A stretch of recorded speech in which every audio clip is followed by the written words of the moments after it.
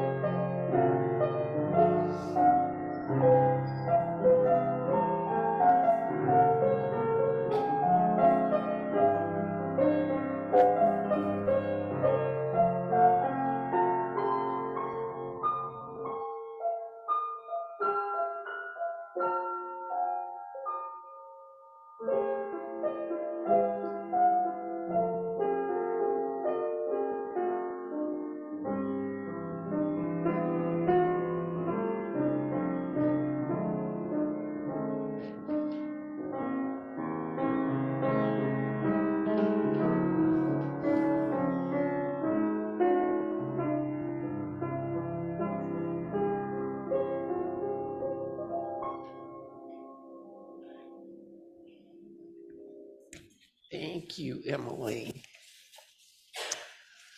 It's wonderful to be together this evening to share this space and to hold space for our entire community, which are scattered hither and yon tonight. A special thanks to all our participants, and certainly a huge thanks to Michael back there in the sound booth for being our tech guru tonight, and of course to Emily for the beautiful music. So I have the opportunity to give instructions for how we're going to light the candles to prevent candle wax on the floors, the seat covers, and each other. So tonight, each of us gets to take care of our own candles. So if you want to have your candle lit, the person next to you will have a lit candle, and you turn yours over so theirs isn't dripping candle wax. So you light your candle from the side, from the lit candle. So thank you. As we sing Silent Night, we'll be able to stand and make sure that we're in a big circle so we can sing together. Make sure you take your bulletin with you because the words are in there, and we didn't realize until just a few minutes ago that we had ink problems and some order of the wording. So that's going to be our puzzle for the evening, is following the words. So once we stand or sit if we need to, if we're not comfortable standing for a period of time, then please hold your candle upright once it's lit. And this will allow us to pass the light and not hot candle wax, as I said before. So night's going to fall during our service. For those of us on Zoom, you might want to dim your lights at some point or not, either during the whole service or during the candle lighting. I hope you have a candle or flashlight so you can participate fully and enjoy this evening as we gather to create sacred space. So Dick, thank you for participating. Thank you for inviting me.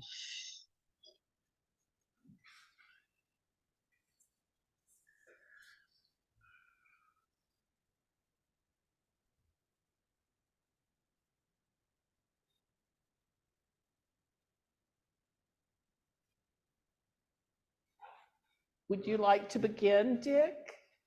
Okay, you had something that you were going to be saying before me. Yes, I just said it. Okay, I thought there was more. Okay, well, go ahead. Come healers, come of the soil, those of the soil, and those who command mighty machines. Carry the sacred flame to make the light, to make light the windows of the world. It is we who must be keepers of the flame.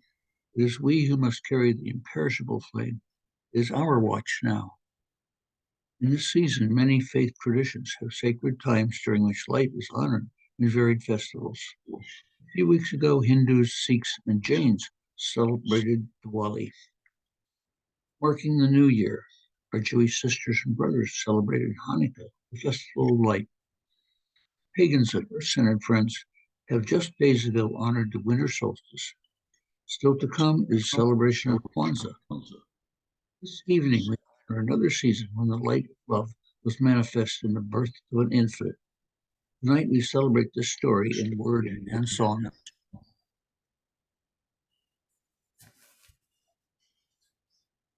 Yeah. Let me move the mic over here.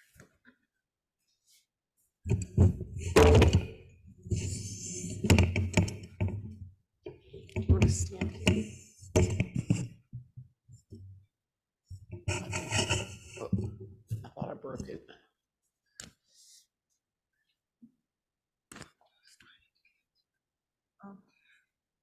We have an old story to tell by Gretchen Haley. Calling all who cannot wait any longer for joy, for hope, and some good news, even a little. The time has come, the waiting is over.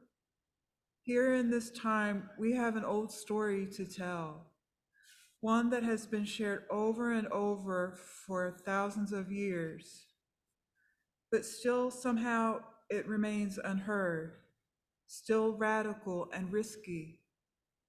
Breaking through into these days of darkness and cold, division and fear, interrupting the perpetual stories of violence and loss and the feelings of powerlessness.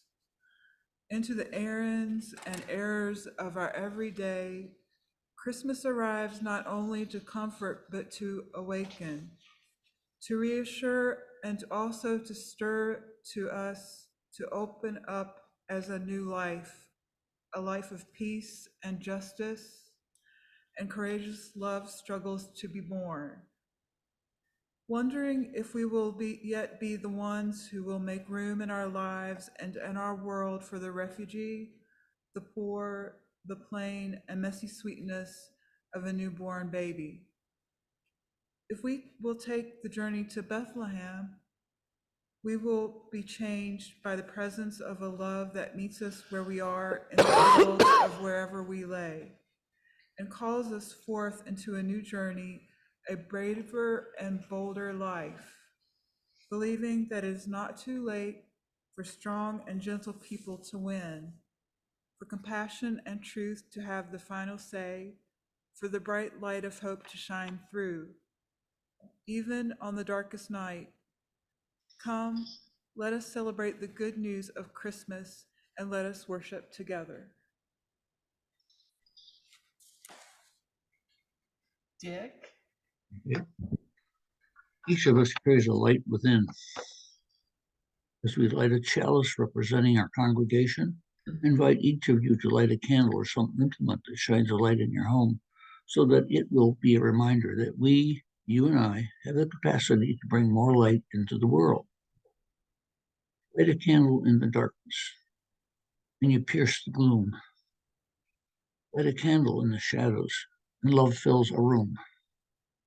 Light a candle amid the sadness, and stars come to birth. Light a candle Christmas Eve, and you mingle heaven and earth.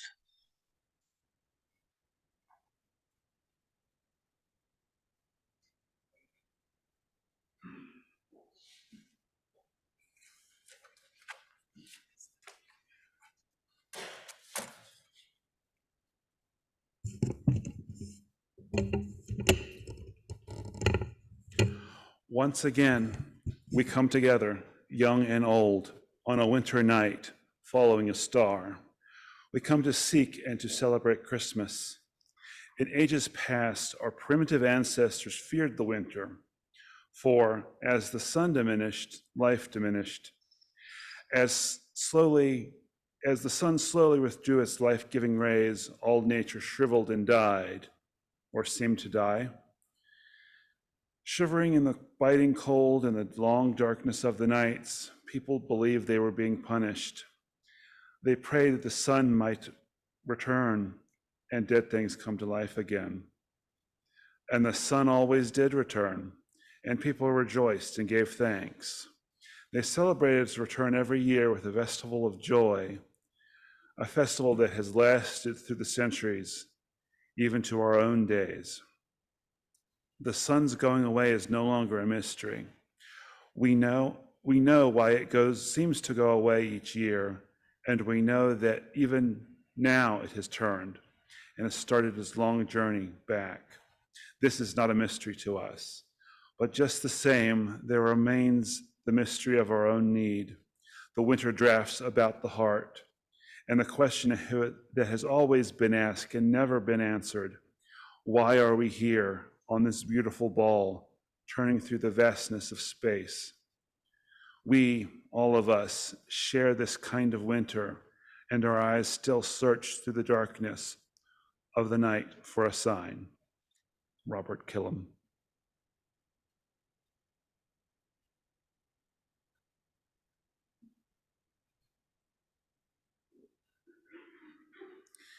So it is not by chance that Christmas comes at the darkest time of the solar year. The ancients had their wisdom and knew the human heart as well or better than we. Then we do the rolling of time and the progression of stars and the transit of the year closely and intimately. As the year comes to darkness, so too there comes times when darkness is in our lives. The loss of one we love, illness and threat to our own sense of being and integrity, personal stress when we are overwhelmed and frightened by strange voices within ourselves, anxiety about uncontrolled and unmanageable changes in the world around us, the breakup of our family by alienation or children growing up, or changes in ourselves or those we love, pulling apart the fabric of hope, job security, crisis of one kind or another. The darkness falls. The darkness of the year comes upon us.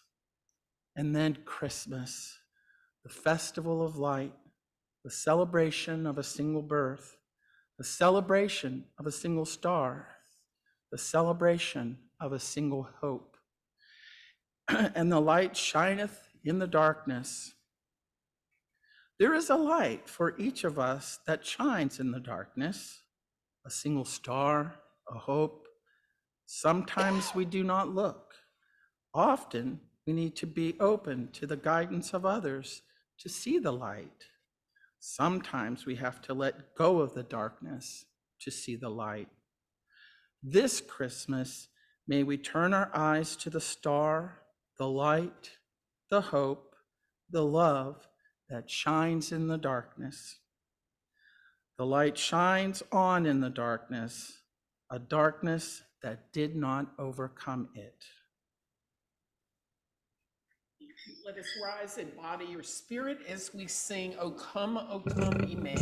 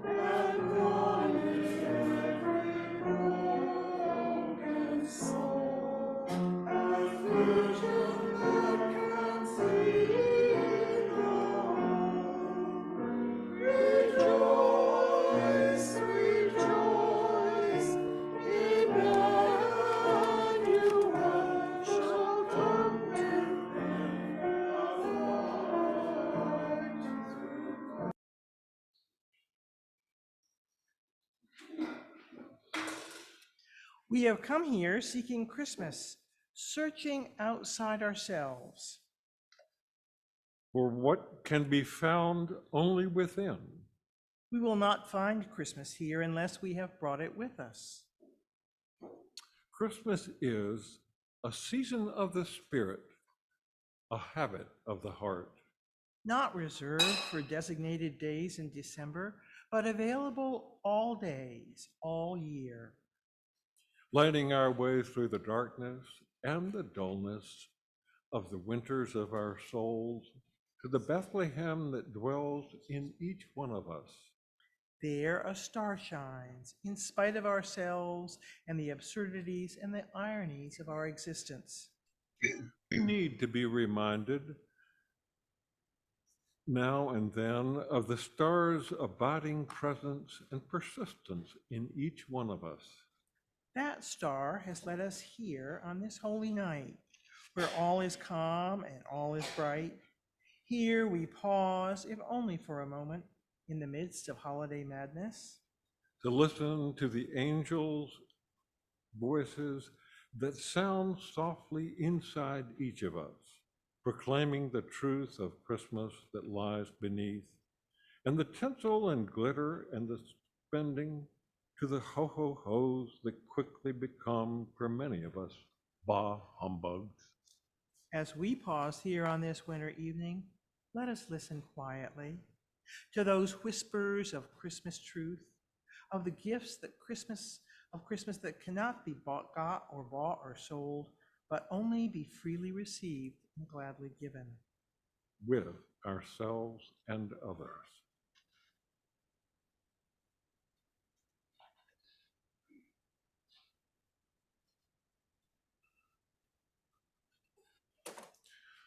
Long ago in the land of Israel, the shepherds pastured their flocks on many a hilltop and looked down into the fertile fields in the valleys and the vineyards on the hillsides, the little villages and the winding roads and paths over which their neighbors traveled. Imagine a hilltop at night with a silent watcher alert to guard the flock which was huddled together in sleep. The valleys filled with silvery mists until the hilltop is like a little island in an unbounded sea. But the atmosphere is clear above, and the stars seem strangely near. Through the long hours of silent night, the shepherd watches the majestic movements of heavenly bodies. The lonely watcher is rewarded by discovering the universe.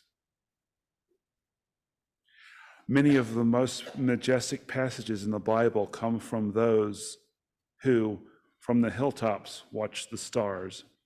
Their meditations gave them spiritual insight and enriched their religion by their declaration of faith.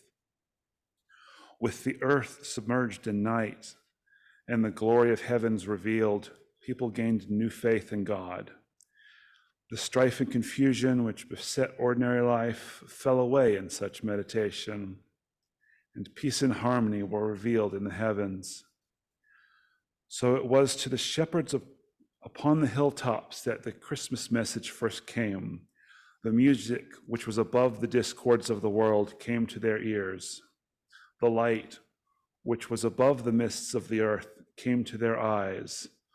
Of old it was said, "They that sit in darkness have seen a great light." To them comes the revelation of the beauty and the order of the universe. For their ears is the message, glory to God in the highest, and on earth peace and goodwill to all. Christmas is a discovery, and it waits only for hearts that can respond to it. Henry H. Saunderson, adapted.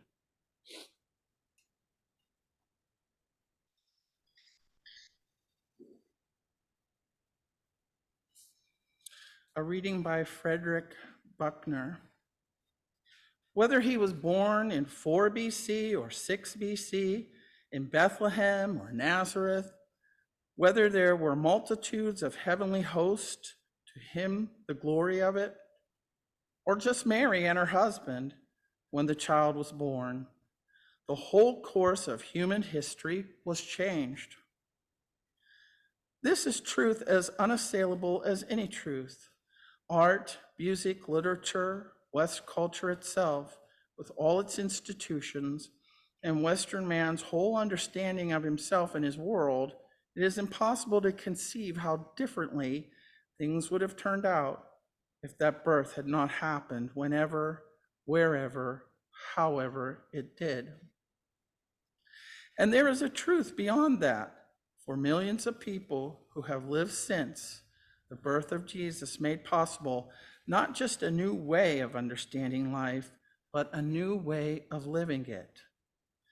For better or worse, it is a truth that for 20 centuries, there have been untold numbers of men and women who, in untold numbers of ways, have been so grasped by the child who was born, so caught up in the message he taught and the life he lived, that they have found themselves profoundly changed by their experience with him. And they have gone on proclaiming, as the writers of the Gospels proclaimed before them, that through the birth of Jesus, a life-giving power was released into the world, which was to their minds could have been no less than the power of God himself. This is the central truth that Matthew and Luke are trying to convey in their accounts of the Nativity. And it was truth which no language or legend seemed too extravagant to convey. What the birth meant, and to them, to the world, was the truth that mattered to me most, and when all is said and done, perhaps the only truth that matters to anyone.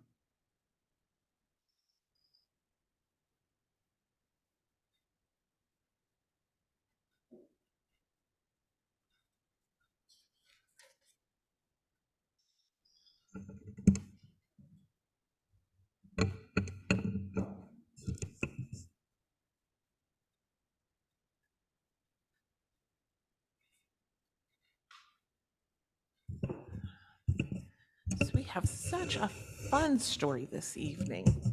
This is called Mortimer's Christmas Manger.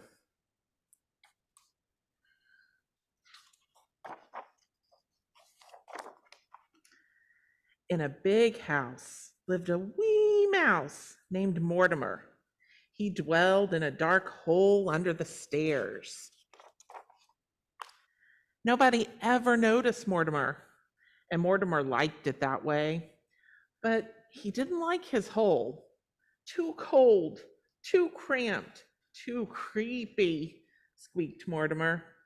Each day he snuck out and crept about looking for crumbs and tidbits. One day, Mortimer spied something new. What he spied was wonderful. He saw a huge tree covered with twinkling lights. Nestled on top was a bright shining star. But something even better than the tree itself sat next to it on a table. Mortimer sighed with delight. A house, just my size. But the house was so high and Mortimer was so low. I'll climb up the tree, said Mortimer. It made a perfect ladder for a mouse. Up, up, up, Mortimer climbed. Down, down, down, ornaments crashed. Finally, he reached the table.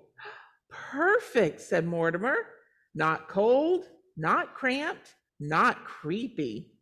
Cozy. But who are you? Mortimer had never seen people so small, almost as small as himself. He had never seen such strange animals either. Tap, tap, tap. Mortimer knocked, but no one answered. Tap, tap, tap. No one moved an inch. I see, Mortimer squeaked. You aren't real, only statues.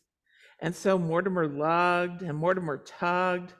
One by one, he dragged the statues out.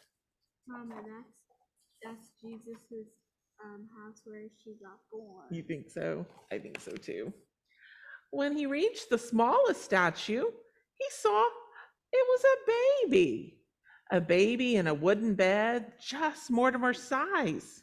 There's no room for you here, Mortimer said. Out you go. Then into bed crawled Mortimer. He fell fast asleep in the soft, warm hay. The next day, as Mortimer crept about, he found good things to eat. Cookie crumbs, fruitcake morsels, and spicy peppermint candy. But when Mortimer scampered back up to his new home, the statues were set up again. No, no, no, squeaked Mortimer. This will not do. There is no room for me. And so Mortimer lugged and Mortimer tugged until all the statues were out. Again. And stay out, he said. Then into bed crawled Mortimer. He fell fast asleep in the soft, warm hay. But each day, while Mortimer scurried about, the statues were set up again, and Mortimer always lugged and tugged them back out. Then, one day, Mortimer set out and saw the big people gathered around the tree. He couldn't go out there, so he hid among the statues. A man started talking. Mortimer listened, and what he heard was wonderful. Since it is Christmas Eve, I shall tell the Christmas story, said the man. A long time ago, in a little town called Bethlehem, Mortimer heard about people named Joseph and Mary and a bright shining star. He heard about shepherds watching their flocks by night and traveling wise men. The man continued, and there was no room for them in the inn. Then Mortimer heard about the baby. A baby who was born in a stable and had no real bed, but slept in a wooden manger. A baby born to save the world. And his name shall be called Jesus, said the man. Mortimer looked at the bright shining star on the tree. He looked at his new home and his new bed. He looked at the statues. Last of all, he looked at the baby. Oh, I see, sighed Mortimer. You aren't just any statue. You are a statue of Jesus. Mortimer sniffed. Mortimer snuffled. There was no room for you in the inn, but I know where there is room, he said. And so Mortimer lugged and Mortimer tugged. Oh my God. Soon he dragged all the statues back to where they belonged. Last of all, he laid the baby in the manger. This belongs to you, he said. Mortimer smiled. You look so warm and cozy now. There was no place for Mortimer to go except back to the cold, cramped, creepy hole. As Mortimer scuttled down the tree, he said a prayer. Jesus, you were born to save the world, but perhaps you could also bring me a home? And then Mortimer spied something new. What he spied was wonderful. Mortimer sighed with delight. A house, just my size. There was It's a gingerbread house. no statues in sight. And so Mortimer moved right in. Thank you, said Mortimer. You've made room for me too. He's living in a gingerbread house full of cookie and candy. I think he's going to like that one. Yeah. The end. Thank you. And just like the family in the book, it's now time for us to share. It's Christmas Eve and time for us to share the Christmas story. Dick, thank you for starting off. Okay. Telling of the Christmas story. The Gospel of Luke 2, 1-7. In those days, Caesar Augustus issued a decree that a census should be taken of the entire Roman world. This was the first census that took place while Quirinius was governor of Syria, and everyone went to their own town to register. So Joseph also went up from the town of Nazareth in Galilee, Judea, to Bethlehem, the town of David, because he belonged to the house and line of David. He went there to register with Mary, who was pledged to be married to him and was expecting a child. While they were there, the time came for the baby to be born, and she gave birth to the firstborn, a son. She wrapped him in cloths and placed him in a manger, because there was no guest room available for them.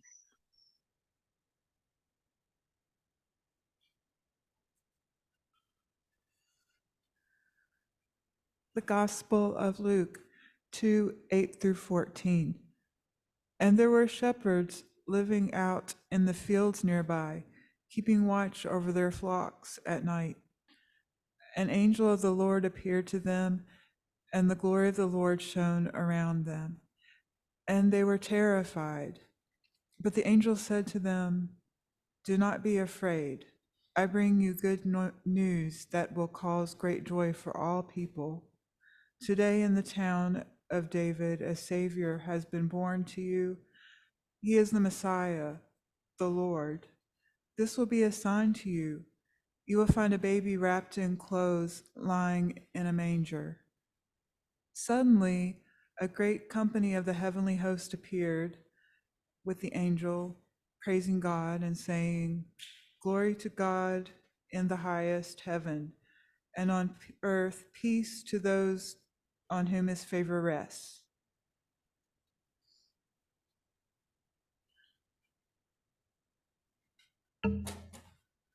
The Gospel of Luke, chapter 2, verses 15-20. When the angels had left them and gone into heaven, the shepherds said to one another, "Let us go to Bethlehem and see this thing that has happened, which the Lord has told us about." And so they hurried off and found Mary and Joseph and the baby, who was lying in the manger. When they had seen him, they had spread the word concerning what had been told to them about this child, and all those who heard it were amazed at what the shepherds said to them. But Mary treasured up all of these things and pondered them in her heart. The shepherds returned, glorifying and praising God for all the things they had seen and heard, which were just as they had been told. Let us rise in body or spirit as we share him, O Little Town of Bethlehem.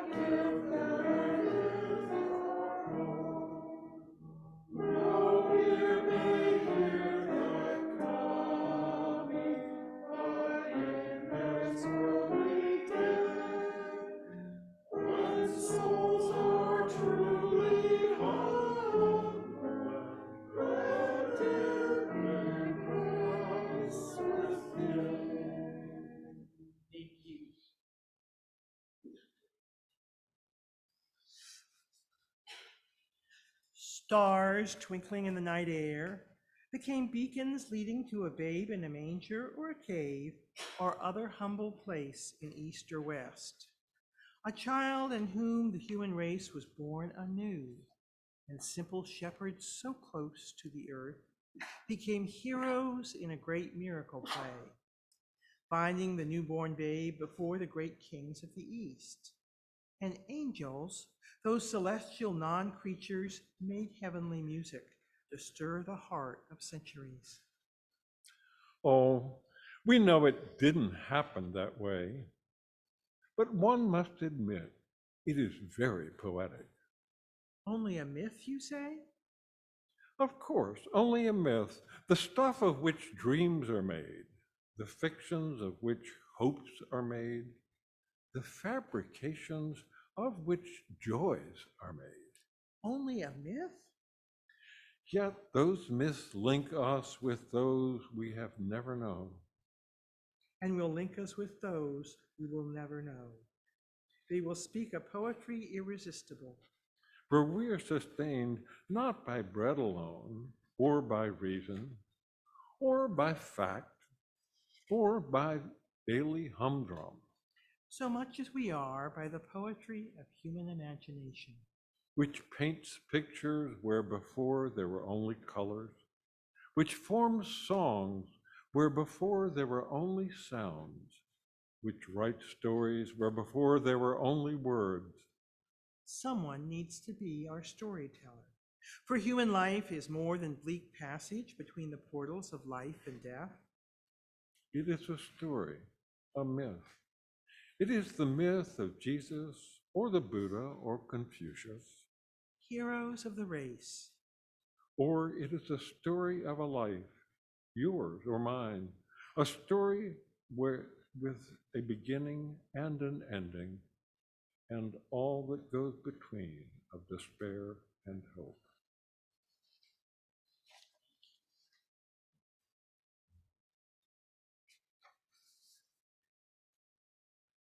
This evening, we take an offering for our Minister's Discretionary Fund, which helps those who have particular needs.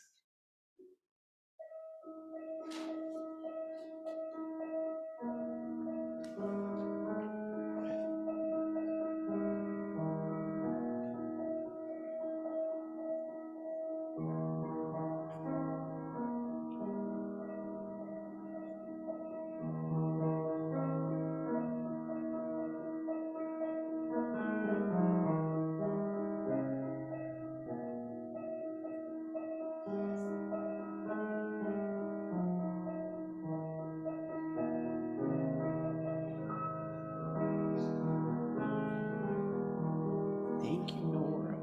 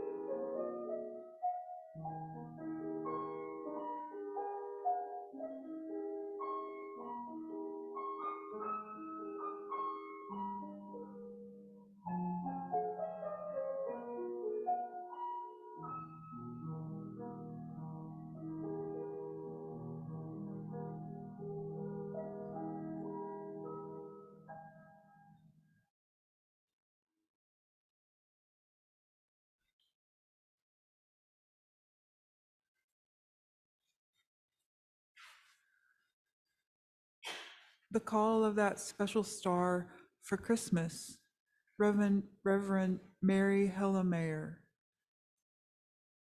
Like those shepherds who were on the hillsides with their flocks, like those wise ones in their observatories with their telescopes and astronomical charts, we find our daily work interrupted by these holidays. Like them, we can't keep on working. We have to listen to singing angels. We have to deal with the call of that special star. The little town of Bethlehem is thronged with people who have come to be taxed, crowding streets and shops, and we have to find our way to an unknown place where a wonderful new beginning awaits. What precious new beginning are you seeking this night? For what do you push through crowds? What have the angels told you? What is the call of the star?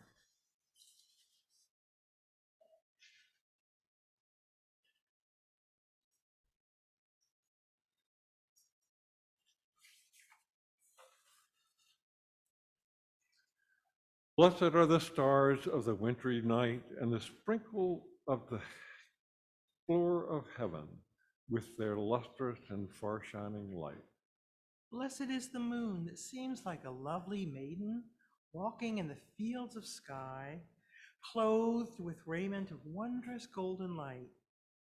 Blessed is the sun with its great brightness, circling the seasons and bringing the benediction of every renewed life to the earth. Blessed are the hearth fires, the lamps, and the tapers that hallow our homes and make a glow of beauty within the surrounding shadows. All these are wondrous fair. But blessed beyond all these is the light that lighteth every one that cometh into the world, the imperishable flame of the human spirit touched into being by the Eternal One. The sacred flame discerned in every age, by Persian or Jew, by Hindu and Christian, by scientist and prophet, by sage and child. We see the holy fire flaming this night in the manger cradle, and it signifies hope and promise to life against the darkness of the night. Many there have been in other centuries and other years who have been guardians of this flame. They have carried it to the shadowed regions of the world. They have dispelled ignorance and superstition and cruelty and injustice. They have been way showers and light bearers. They have thrown back the frontiers of darkness and planted the sacred torches boldly in far and perilous places. Now it is our watch. Now the light will move from the manger cradle to the silent and saddened and songless streets of the world, only if our hearts carry it and our hands shield it from the blast of wintry selfishness. Many are the windows of the world that will stay darkened unless we light them. It is our watch now. Let us rise to sing "It Came Upon the Midnight Clear."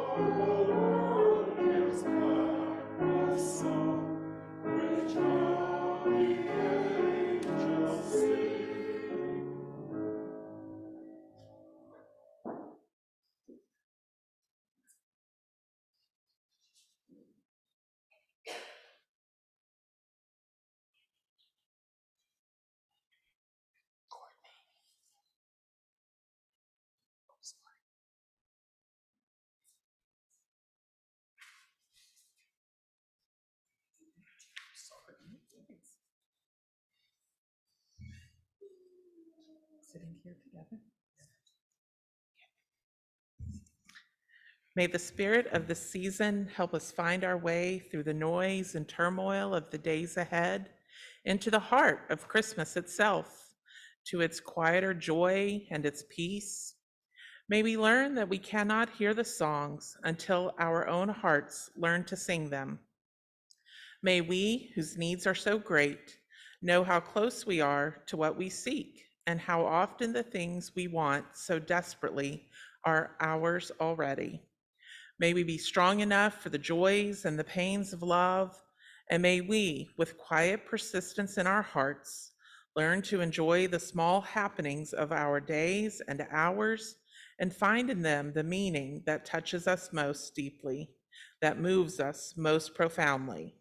May we find that life is good. Amen.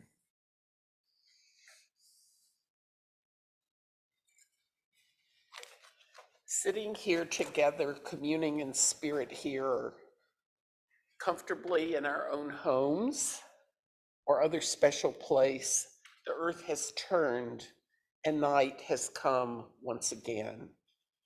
I was very aware as we were sharing these readings that it's daytime now in Bethlehem. And the profoundness of us seeking light here as we are related to our sisters and brothers, both in the Middle East and around the world, feels particularly poignant this year. Though the season celebrates the light, let us also honor the darkness that gives birth to light. So I now invite us to stand as we are able and get your bulletins, and let the light that we hold remind us that though there may be darkness in the world or in our lives, we are not alone. The light and love we give one another has the power to banish darkness. To love is an act of courage. The darkest hour is past. The sun has begun its ascendancy. So as we prepare to go back into the rhythm of our lives, let us hold in our hearts the wonder of the birth of an innocent. Let us hold close the potential that is ready to be birthed within us. Let the light we hold to be a sign of who we are becoming.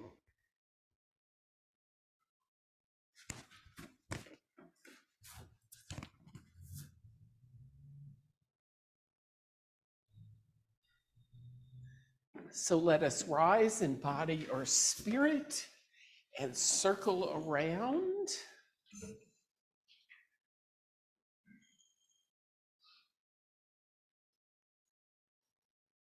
Emily, do you want to light a candle or? Discuss the difficulty. Yeah.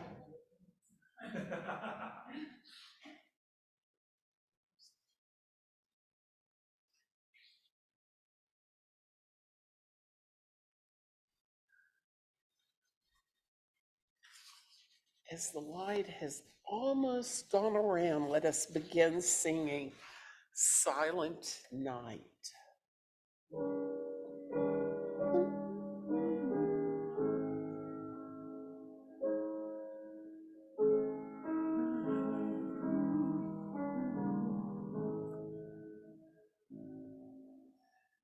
Silent night, holy night, all is calm, all is bright, round yon virgin throne. Holy infant, so tender and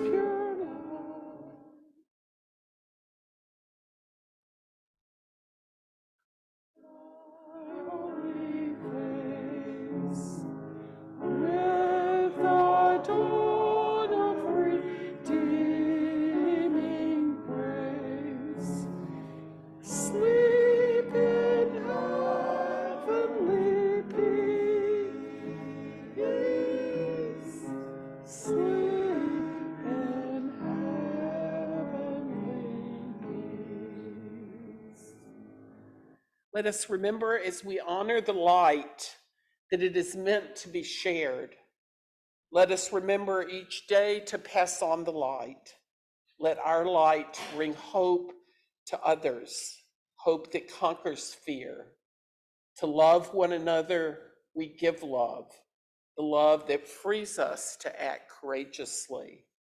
And as we go from this place, may we take with us both the love that we share with one another and a word about how to live the spirit of Christmas in our lives. Howard Thurman wrote, "When the song of the angels is stilled, when the star in the sky is gone, when the kings and princes are home, when the shepherds are back with their flock, the work of Christmas begins. To find the lost, to heal the broken, to feed the hungry, to release the prisoner, to rebuild the nations, to bring peace among all people, to make music in our hearts." Our final benediction will be sung, for it's a blessing that we must work for and pray for. Let there be peace on earth.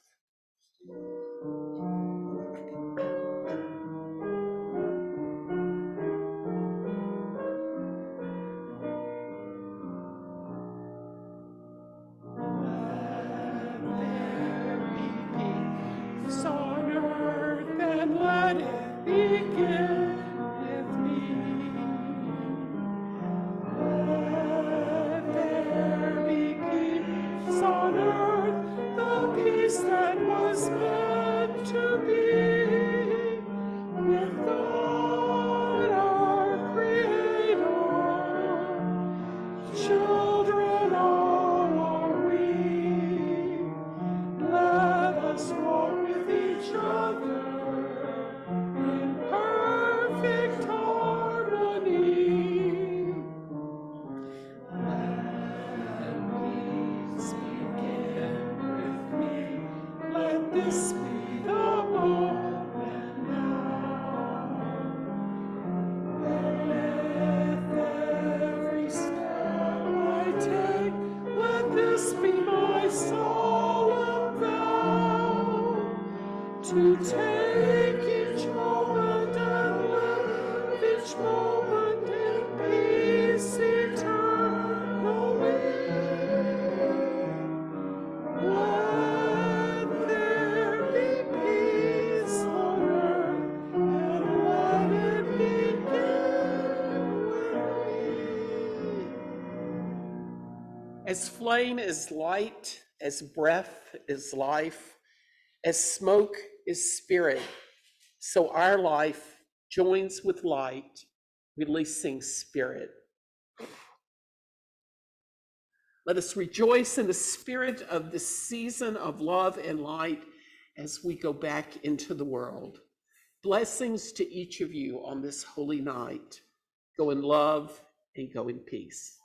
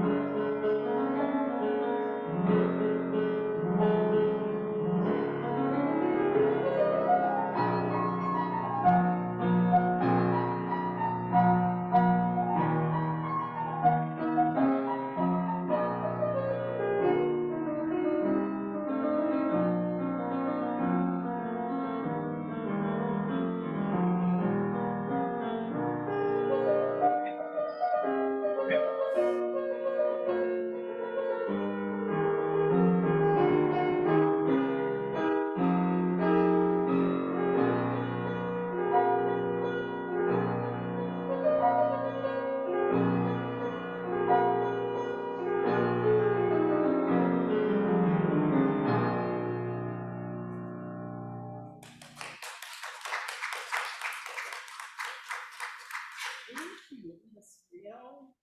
Retire to Drysdale for some Christmas Eve snacks. Bless you, my friends. Cider. My friends. May Thank you, the Dick. may the spirit of Christmas invade Merry your hearts Christmas and your and homes. happy birthday. Thank you. Thank you. It's wonderful to be with you tonight. Yes. We're sorry there aren't more.